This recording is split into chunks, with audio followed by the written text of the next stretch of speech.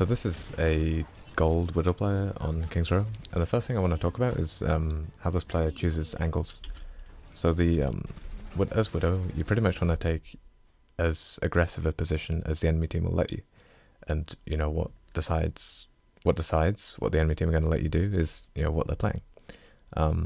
So you really have to be on top of what comp the enemy are running, and it's fine to roll out low ground while you're still trying to work out whether they have anyone who can contest you. But as soon as you get out here, and in 3 seconds time, when it hits 15 seconds from spawn doors opening, you'll be able to press tab and check what comp the enemy has. And once that happens, you should realize that they don't really have anyone that can contest you that much. Sure, they have some spam damage, but it's not really going to do that much at range. The most dangerous things for you really are going to be the D.Va flying up to you and the Reaper maybe TPing onto you. And as long as you're playing just far enough away that it's difficult for them to do that, you should be able to take actually quite aggressive wide angles and get a lot of value. We don't really see this that much through the rest of the VOD because this is the only bit of King's Row that's this open, but it's a really important thing to remember to do, because you spend quite a lot of time just poking from main in situations that that you would be able to take sort of more aggressive angles in. Yeah, like here for example, there's no real reason for you not to grapple up to this high ground here. It's going to give you that slightly wider angle on point than you have here. And this position's okay to take if they're going to counter snipe you, but they're not. They don't have these heroes that are going to outpoke you at range. So you don't really have that much to be afraid of positioning in that slightly more exposed position. The extra pressure that you can put on point is going to give you a lot more options to hit shots. And it's also going to make it a lot easier for your team to, push around to point and start doing their job. Because, the enemy team, it's not going to be as easy for them to, shoot your team as they're coming through main choke. The other thing to remember too is that if you're on the high ground, you're not really at risk of, Reaper or McCree flanking you through a hotel on this left side. So just a minor thing, you need to shoot shields. You really need to shoot shields. I mean, obviously, when there's people in front of the shield, shoot them.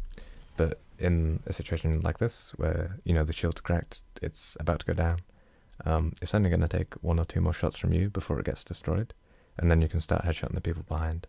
So really don't forget to shoot shields. It's actually quite an important part of playing Widow. I don't know what their Moira is doing. But one thing that you forget pretty much throughout this whole VOD is your Venom Mine. And it's really strange. I'm not sure why you sort of neglect it, especially in a situation like this where you pull Infrasight and you can see this Reaper's, he's close to you, he can threaten you.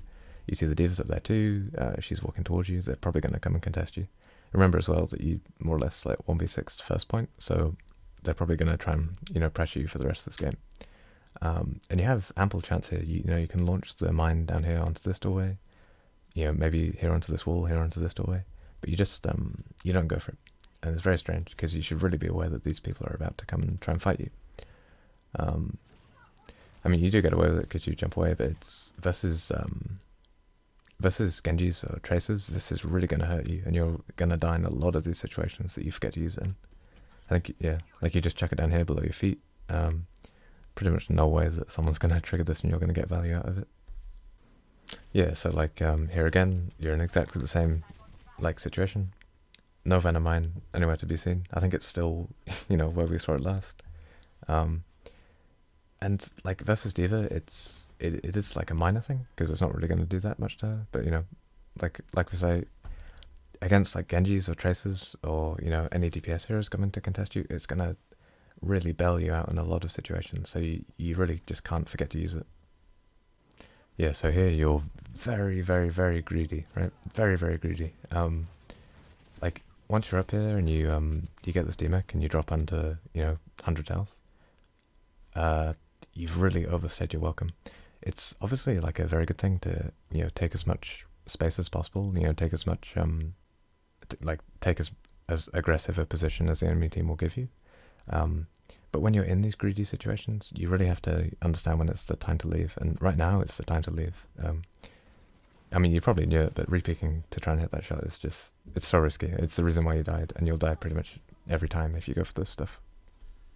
Yeah, so you're on defense now, and I want to mention a little bit about like breakpoints.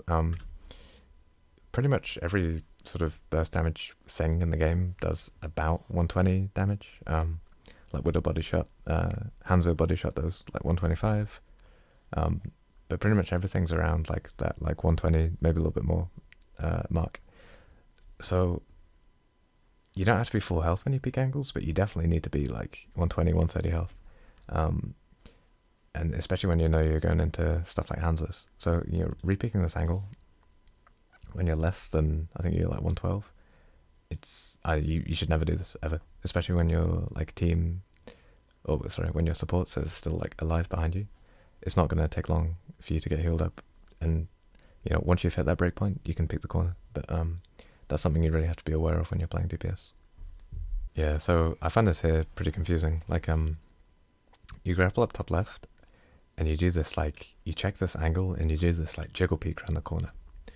And I think, yeah, you even check this angle again, and this is crazy. Like I mean, I know this is a gold game. I don't know whether you're actually a gold player or not, but like, I would never expect this from a gold player. This is really good.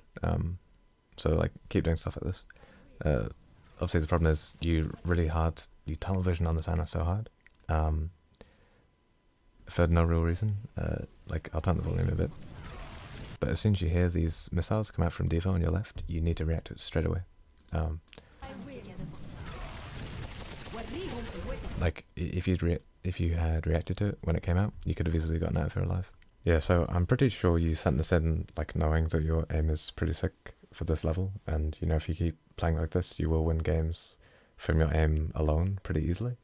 I've tried to pick out the things I saw, though. So just some minor stuff about, awareness and choosing angles depending on, what the enemy team are playing. Probably the biggest thing from this VOD was that you just never use your Venom Mine at all. You do play quite aggressively.